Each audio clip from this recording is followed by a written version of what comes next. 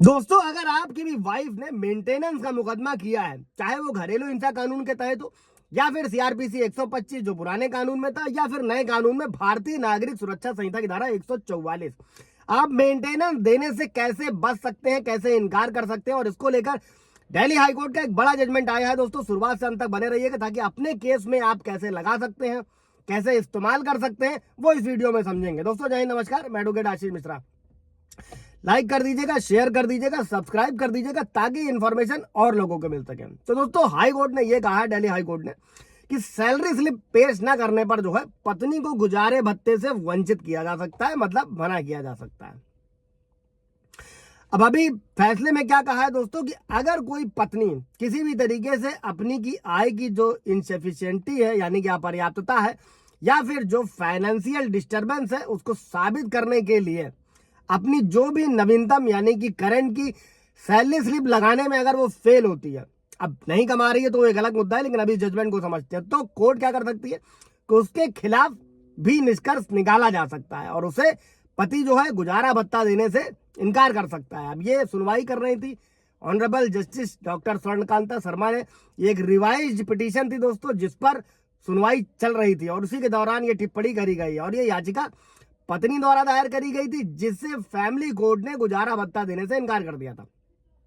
यहाँ पर family court ने जो है अपना काम ठीक किया हुआ था, यानी कि पढ़ी लिखी कमाई पत्नी को मेंटेनेंस देने से मना किया था। इसके बाद में दिल्ली हाई कोर्ट यानी कि फैमिली कोर्ट ने पति को उनकी बेटी का भरण पोषण देने का जो है निर्देश दिया था। हालांकि पत्नी को जो है दोस्तों गुजारा भत्ता देने से इनकार कर दिया और कोर्ट ने यह कहा कि पत्नी ने जो है अपनी वास्तविक इनकम छिपाई है और अपने हाल की जो वेतन बढ़ती यानी सैलरी स्लिप है उसको नहीं लगाया, उसको नहीं दिया है। और 2016 की जो वेतन बढ़ती थी उसमें उसका सैलरी कितनी थी, 33,052 रुपए था, जबकि उसने दावा किया जो उसकी नवीनतम आय है वो 10,000 रुपए। यहाँ पर मतलब पत्नी ने झूठे एविडेंसेस पेश किए और अपनी गलत इनकम दिखाई। इसी को लेकर जो है हाईकोर्ट का फैसला है। अभी बढ़ते हैं आगे।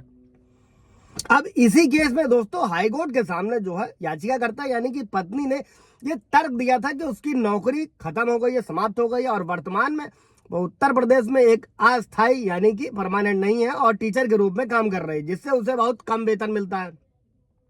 अब इस मामले में पति ने क्या किया कि पति ने यह तर्क दिया कि पत्नी का आचरण ठीक नहीं है, क्योंकि उसे अपनी वास्तविक आय से जो भी संबंधित इंपॉर्टेंट डॉक्यूमेंट्स हैं उनको कोर्ट से छिपाया है।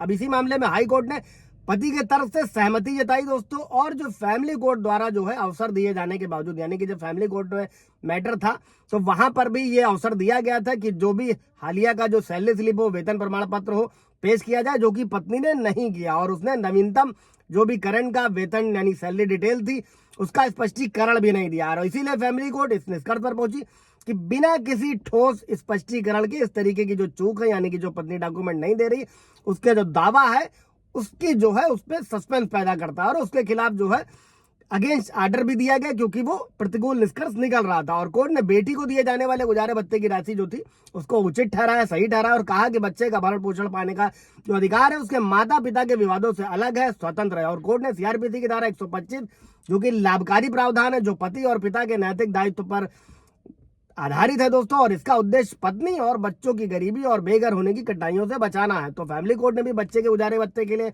आदेश दिया था, भरण पोषण के लिए, और हाई कोर्ट ने भी रखा है। लेकिन पत्नी का मेंटेनेंस चूंकि उसने अपने एविडेंस छुपाए, उसने अपनी गलत इनकम दिखाई, तो उसको रद्द कर दिया गया दोस्तों। तो आपको समझना पड़ेगा कि अगर आपका भी कुछ ऐसा केस है, आप लगा सकते हैं, अगर पत्नी इनकम छुपा रही है तो आप 91 सीआरपीसी का इस्तेमाल कर सकते हैं और कोर्ट आदेश करेगा कि अपने सारे डॉक्यूमेंट लेकर कोर्ट में आए। इससे रिलेटेड कोई सवाल जवाब होगा दोस्तों तो पूछिएगा। Thank you.